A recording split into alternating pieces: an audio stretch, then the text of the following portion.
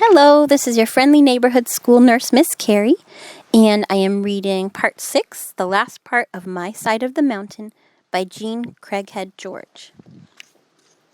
More about the spring and the winter and the beginning of my story's end. The owl had broken the spell of winter.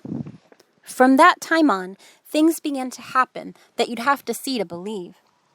Insects appeared while the snow was on the ground. Birds built nests, raccoons mated, foxes called to each other, seeking again their lifelong mates. At the end of February, the sap began to run in the maple trees. I tapped some trees and boiled the sap to syrup. It takes an awful lot of sap to make 1 cup of syrup, I discovered. 32 cups, to be exact. All this, and I was still in my winter fur-lined underwear.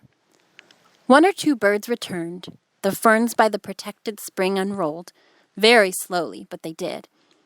Then the activity gathered momentum, and before I was aware of the change, there were the skunk cabbages poking their funny blooms above the snow in the marsh. I picked some and cooked them, but they aren't any good. A skunk cabbage is a skunk cabbage. From my meadow, I could see the valleys turning green. My mountain was still snow-capped, so I walked into the valleys almost every day to scout them for edible plants. Frightful rode down with me on my shoulder. She knew even better than I that the season had changed, and she wanted the sky like radar. No life traveled that sky world unnoticed by Frightful. I thought she wanted to be free and seek a mate, but I could not let her. I still depended on her talents and company. Furthermore, she was different, and if I did let her go, she probably would have been killed by another female, for Frightful had no territory other than the hemlock patch, and her hunting instincts had been trained for man. She was a captive, not a wild bird, and that is almost another kind of bird. One day I was in the valley digging tubers and collecting the tiny new dandelion shoots when Frightful saw another duck hawk and flew from my shoulder like a bolt, pulling the leash from my hand as she went. "Frightful," I called. "You can't leave me now." I whistled, held out a piece of meat, and hoped she would not get her leash caught in a treetop. She hovered above my head, looked at the falcon and then at my hand, folded her wings, and dropped to my fist. "I saw that," a voice said. I spun around to see a young man about my own age shivering at the edge of the woods. "You're the wild boy, aren't you?" I was so astonished to see a human being in all this cold, thawing silence that I just stood and looked at him when I gathered my wits, and I replied, "No, I'm just a citizen." "Ah, gee," he said with disappointment. Then he gave in to the cold and shivered until the twigs around him rattled. He stepped forward. "Well, anyway, I'm Matt Spell. I work after school on the Poughkeepsie New Yorker, a newspaper. I read all the stories about the wild boy who lives in the Catskills, and I thought that if I found him and got a good story, I might get to be a reporter. Have you ever run across him? Is there such a boy?" "Ah, it's all nonsense," I said, as I gathered some dry wood and piled it near the edge of the woods. I lit it swiftly, hoping he would not notice the flint and steel. He was so cold and so glad to see the flames that he said nothing. I rolled a log up to the fire for him and shoved it against a tree that was blocked from the raw, biting wind by a stand of hawthorns. He crouched over the flames for a long time, then practically burnt the soles off his shoes warming his feet. He was that miserable. "Why didn't you dress warmer for this kind of a trip?" I asked. "You'll die up here in this camp cold." "I think I am dying," he said, sitting so close to the fire he almost smothered it. He was nice-looking, about 13 or 14, I would have said. He had a good bold face, blue eyes, hair about the color of my stream in the thaw. Although he was big, he looked like the kind of fellow who didn't know his own strength. I liked Matt. "I've still got a sandwich," he said. "Want half?" "No thanks," I said. I brought my lunch. Frightful had been sitting on my shoulder through all this, but now the smoke was bothering her and she hopped to a higher perch. I still had her on the leash. "There is a bird on your shoulder," Matt said. "He had nice eyes. Do you know him?" "I'm a sort of amateur falconer," I replied. "I come up here to train my bird. It's a she. Frightful is her name." "Does she catch anything?" "Now and then. "How hungry are you?" I asked as his second bite finished the sandwich. "I'm starved, but don't share your lunch. I have some money. Just tell me which road takes you toward Delhi." I stood up and whistled to Frightful. She flew down. I undid her leash from her Jessies. I stroked her head for a moment, then threw her into the air and walked out into the field, kicking the brush as I went. I had noticed a lot of rabbit tracks earlier and followed them over the muddy earth as best I could. I picked up a rabbit, and with a twist, Frightful dropped out of the sky and took it. Roast rabbit is marvelous under any conditions, but when you're cold and hungry, it is superb. Matt enjoyed every bite. I worked on a small portion to be sociable, for I was not especially hungry. I dared not offer him the walnuts in my pocket, for too much had been written about that boy living off nuts. "My whole circulatory system thanks you," Matt said. He meant it, for his hands and feet were now warm, and the blue color had left his lips and was replaced by good warm red.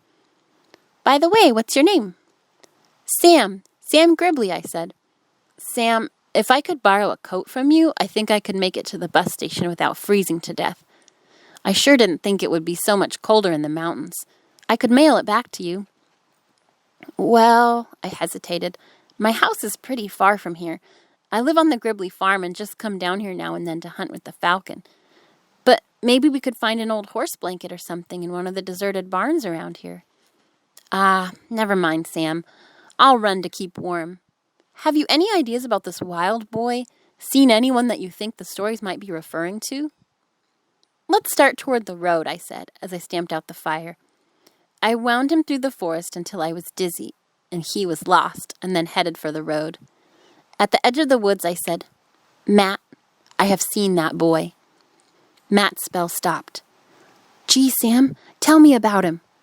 I could hear paper rattle and saw that Matt's cold hands were not too stiff to write in his notebook. We walked down the road a bit, and then I said, "Well, he ran away from home one day and never went back." "Where does he live? What does he wear?" We sat down on a stone along the edge of the road. It was behind a pine tree and out of the ripping wind. "He lives west of here in a cave.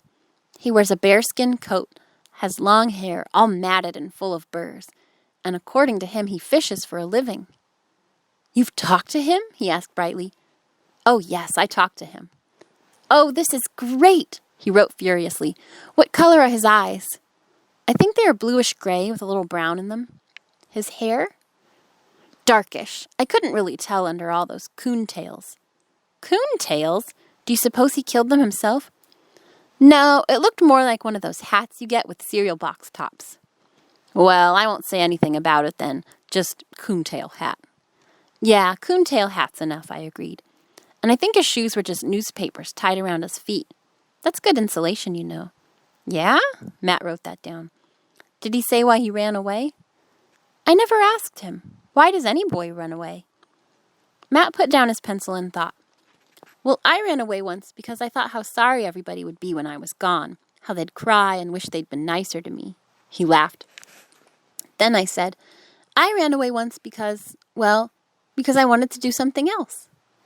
"That's a good reason," said Matt. "Do you suppose that's why...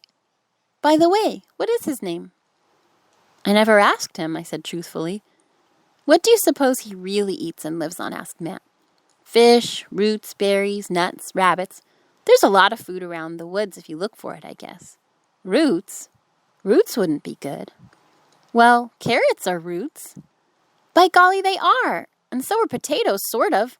"Fish?" pondered Matt. "I suppose there are lots of fish around here." "The streams are full of them." "You've really seen him, huh? He really is in these mountains?" "Sure I've seen him," I said. Finally, I stood up.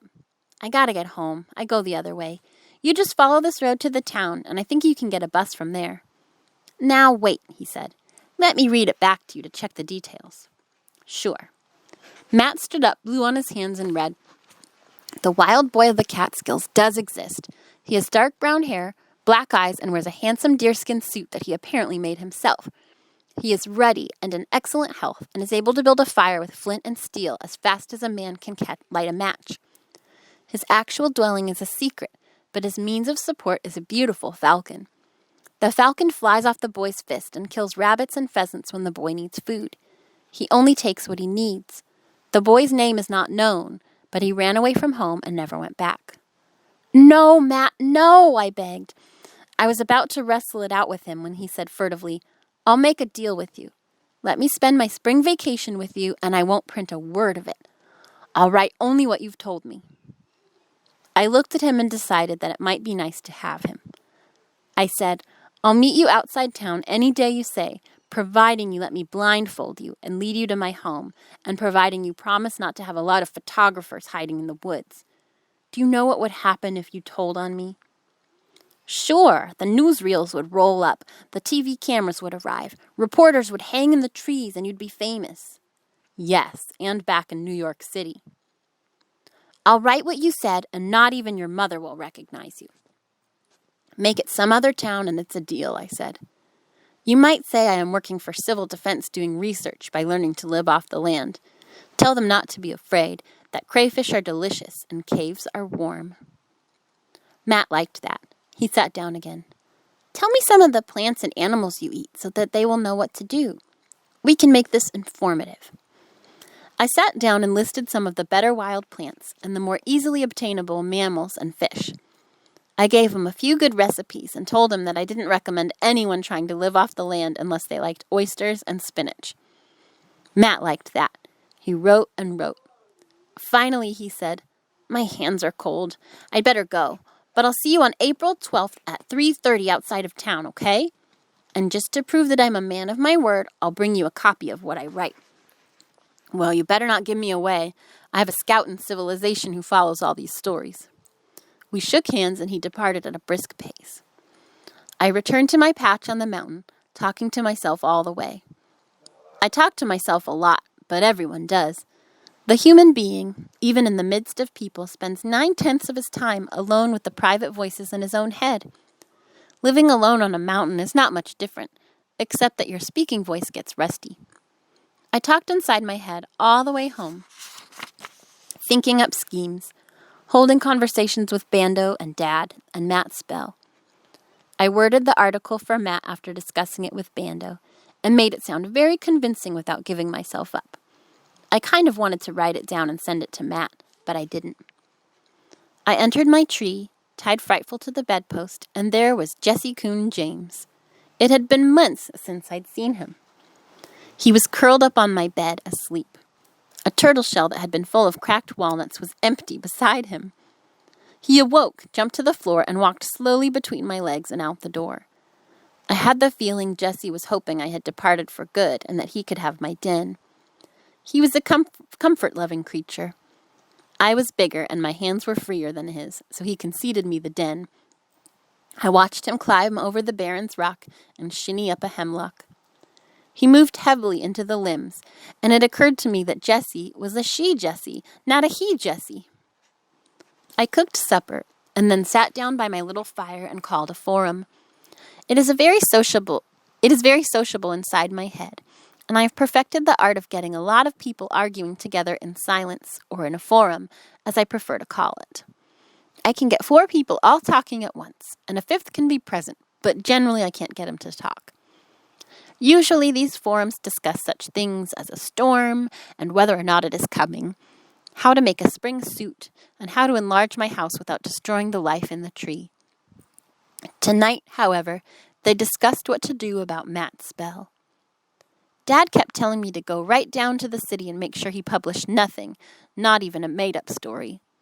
Bando said, no, it's all right. He still doesn't know where you live.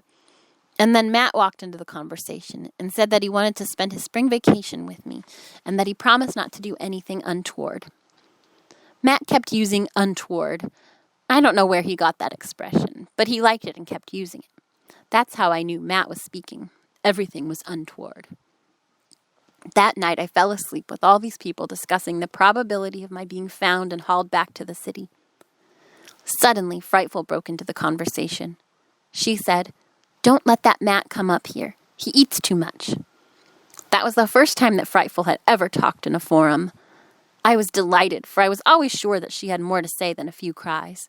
She had not missed Matt's appetite. The forum dissolved in a good humor, everyone being delighted with Frightful. I lifted my head to look at her. She had her beak in the feathers of her back, sound asleep. She spoke in my head, however, and said, "You really want to be found, or you would not have told Matt all you did." "I like you better when you don't talk," I said, pulled the deer hide over me, and fell into a deep sleep, in which I cooperate with the ending. By the middle of March, I could have told you it was spring without looking. Jessie did not come around any more. She was fishing the rewarding waters of the open stream. She was returning to a tree hollow full of babies. The bear and weasel did not come by. There were salamanders and frogs to keep him busy. The chickadees sang alone, not in a winter group, and the skunks and minks and foxes found food more abundant in the forest than at my treehouse. The circumstances that had brought us all together in the winter were no more. There was food on the land, and the snow was slipping away. By April, I was no longer living off my storehouse. There were bulbs, tubers, and greens to be had. Meals were varied once more. There were frogs' legs, eggs, and turtle soup on my table. I took my baths in the spring again, rather than in the turtle shell with warmed-over snow. I plunged regularly into the ice water of the springs, shouting as my breath was grabbed from my lungs. I scrubbed, ran from my tree, and dried myself before the fire, shouting as I stepped into my clothes. Then I would sing. I made up a lot of nice songs after my bath, one of which I taught to a man who was hiking along the top of the gorge one day. He said his name was Aaron, and he was quiet and tall.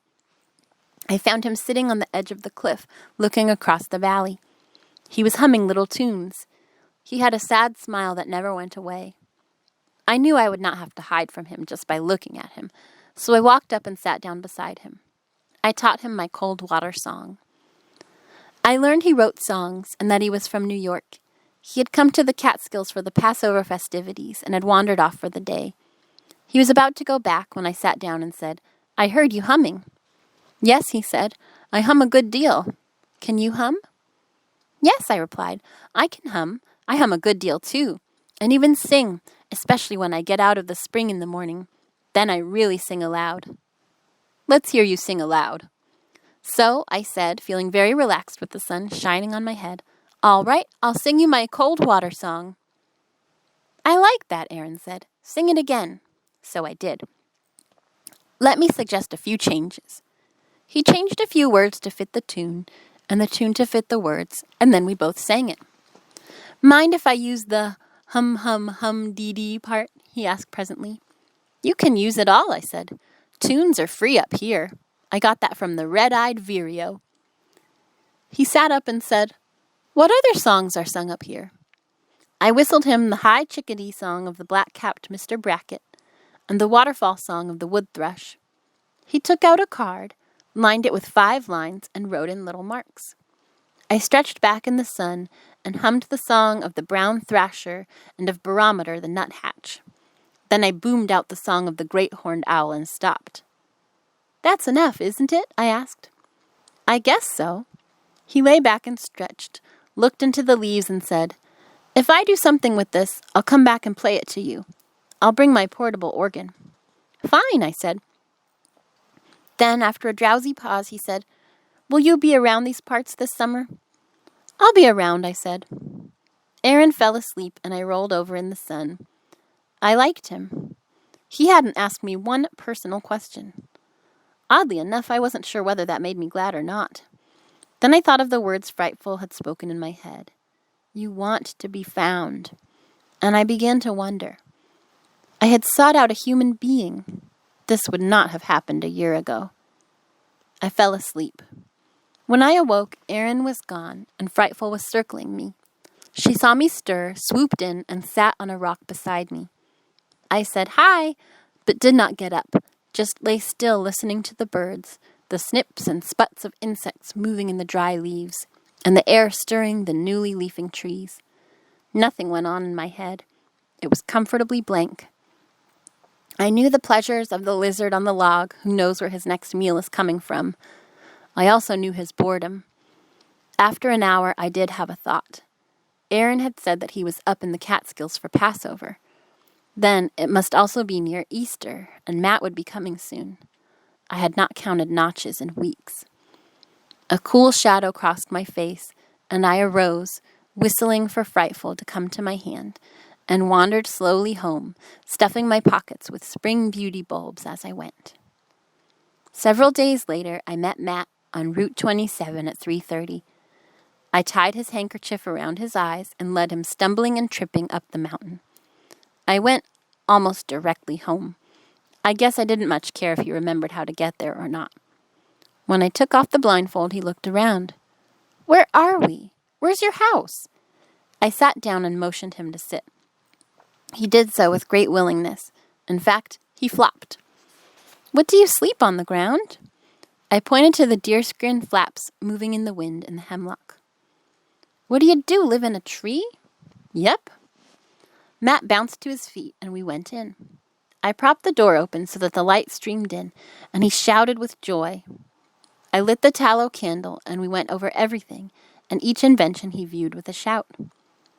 While I prepared trout baked in wild grape leaves, Matt sat on the bed and told me the world news in brief. I listened with care to the trouble in Europe, the trouble in the Far East, the trouble in the South, and the trouble in America. Also to a few sensational murders, some ball scores, and his report card. "It all proves my point," I said sagely. "People live too close together."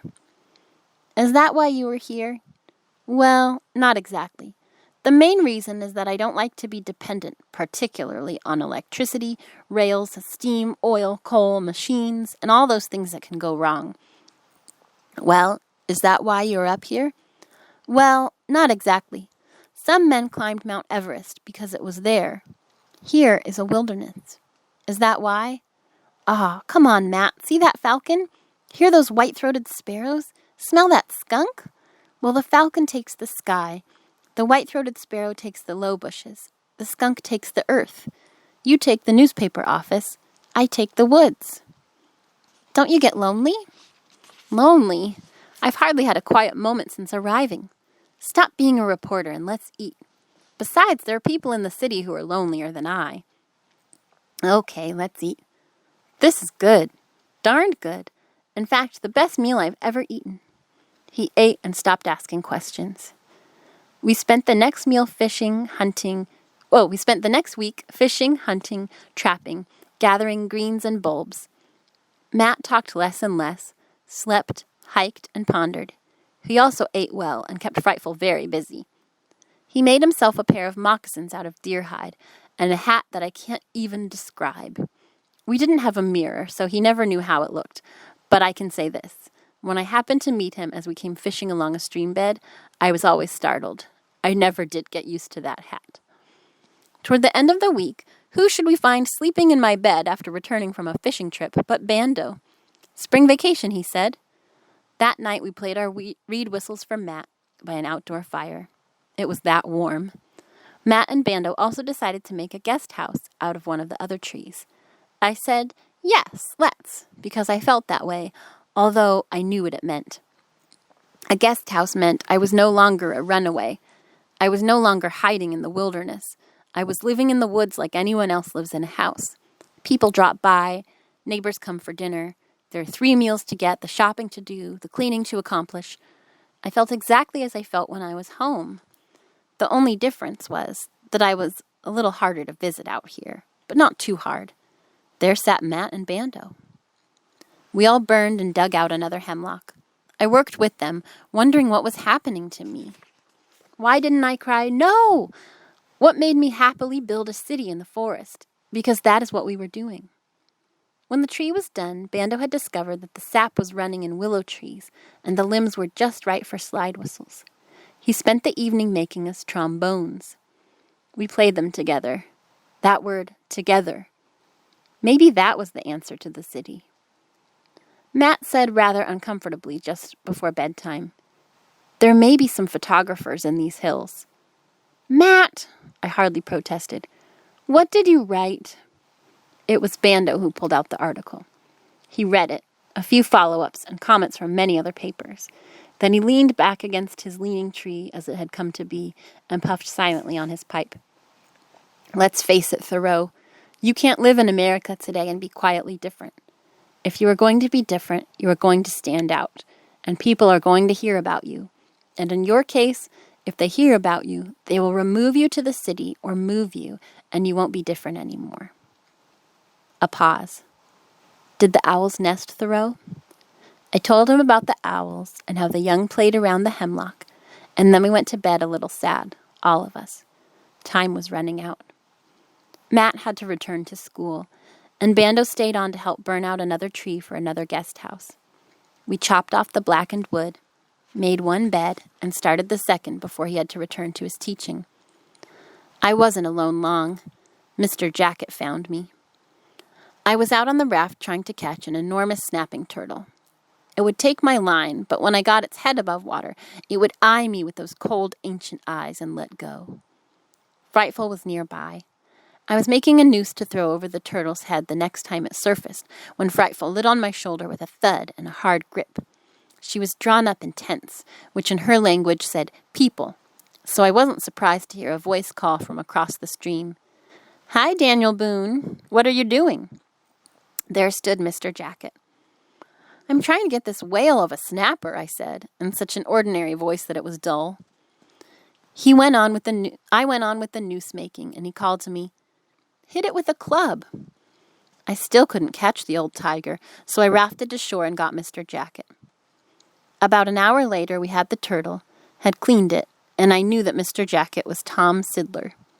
Come on up to the house, I said, and he came on up to the house, and it was just like after school on 3rd Avenue.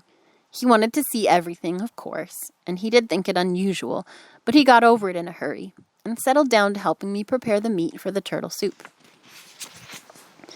He dug the onions for a while it got boiling in a tin can. Turtle is as tough as rock and has to be boiled for hours before it gets tender. We flavored the soup with hickory salt and cut a lot of Solomon seal tubers into it. Tom said it was too thin, and I thickened it with mashed up nuts. I had run out of acorn flour. I tried some orris root in it. Pretty fair. Want to stay and eat it and spend the night? I asked him somewhere along the way. He said, sure, but added that he had better go home and tell his mother.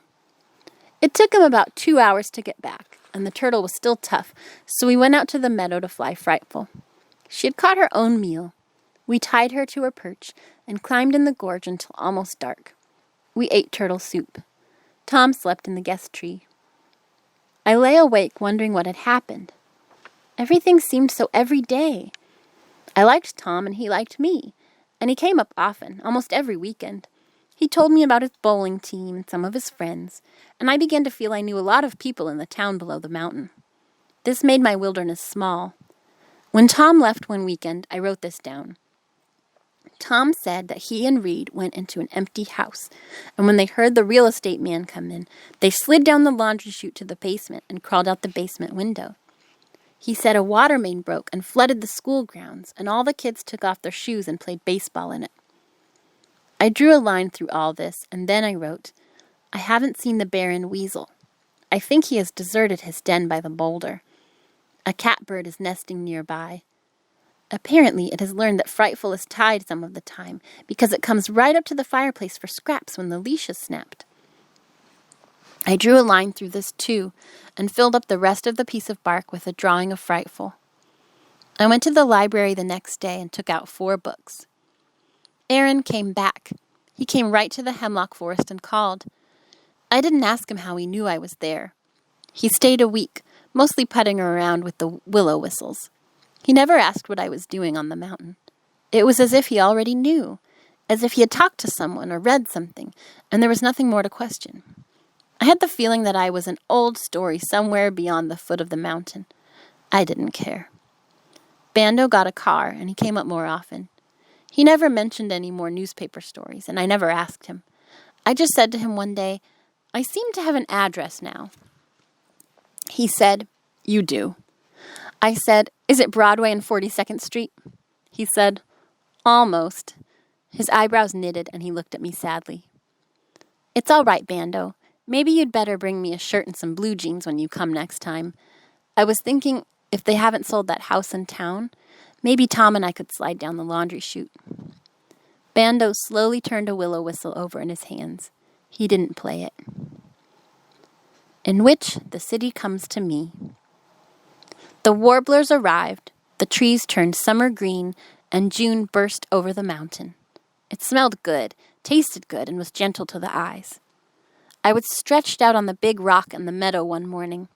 Frightful was jabbing at some insect in the grass below me when suddenly a flashbulb exploded and a man appeared. "Wild boy," he said, and took another picture. "What are you doing, eating nuts?" I sat up. My heart was heavy. It was so heavy that I posed for him holding Frightful on my fist. I refused to take him to my tree, however, and he finally left.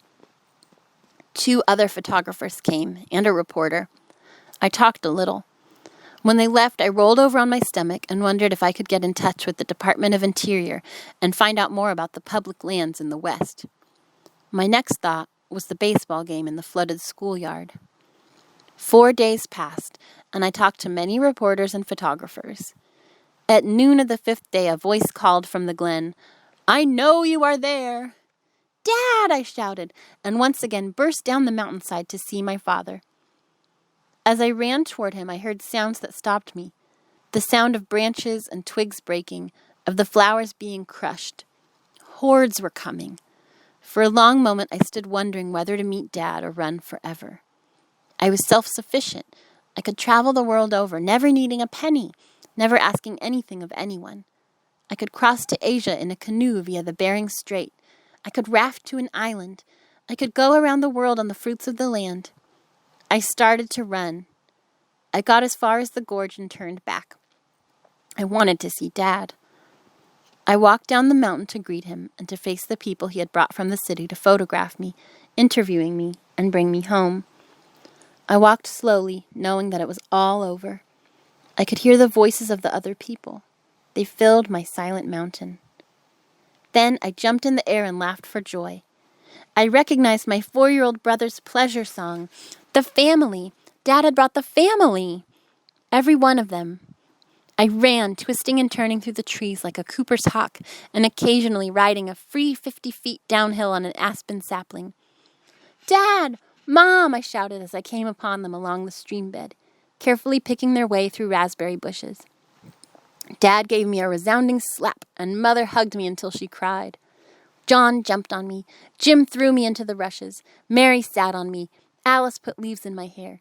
Hank pulled Jim off. Joan pulled me to my feet, and Jake bit my ankle. That cute little baby sister toddled away from me and cried. "Wow! All of New York," I said. "This is a great day for the Catterskills." I led them proudly up the mountain, thinking about dinner and what I had that would go around. I knew how Mother felt when we brought in friends for dinner. As we approached the hemlock grove, I noticed that Dad was carrying a pack. He explained it as food for the first few days, or until I could teach John, Jim, Hank, and Jake how to live off the land. I winked at him. "But Dad, a Gribbly is not for the land."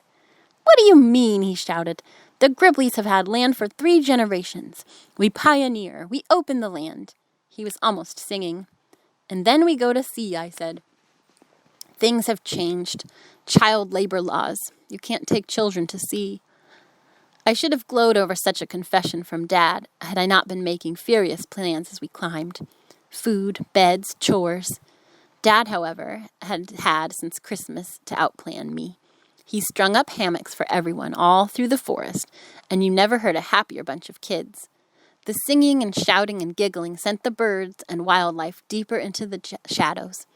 Even little Nina had a hammock, and though she was only a toddler, she cooed and giggled all by herself as she rocked between 2 aspens near the meadow.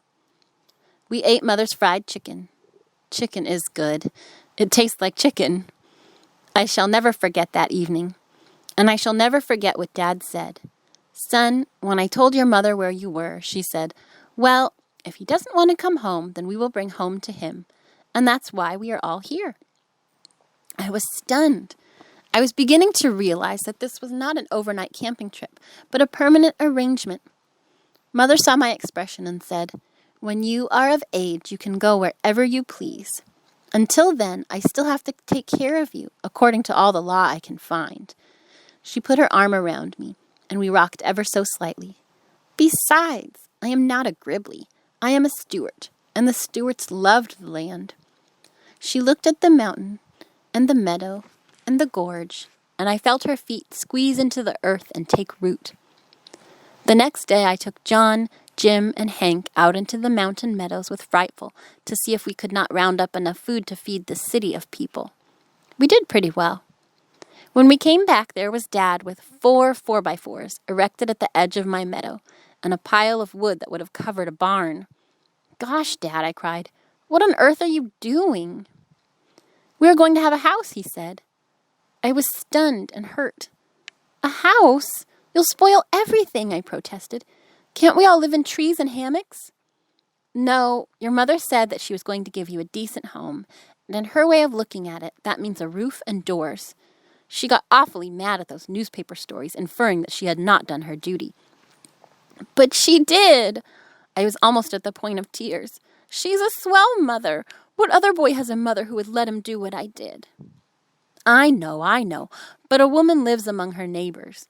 Your mother took all those editorials, personally, as if they were Mr. Brackett and Mrs. O'Brien speaking. The nation became her neighbors, and no one, not even," he hesitated. A catbird meowed. "Not even that catbird is going to think that she neglected you." I was about to protest in a loud, strong voice when Mother's arm slipped around my shoulder. "That's how it is until you are 18, Sam," she said. And that ended it. The end. I hope you enjoyed this story. Have a great summer. Miss Kerry. Miss Kerry. Miss Kerry.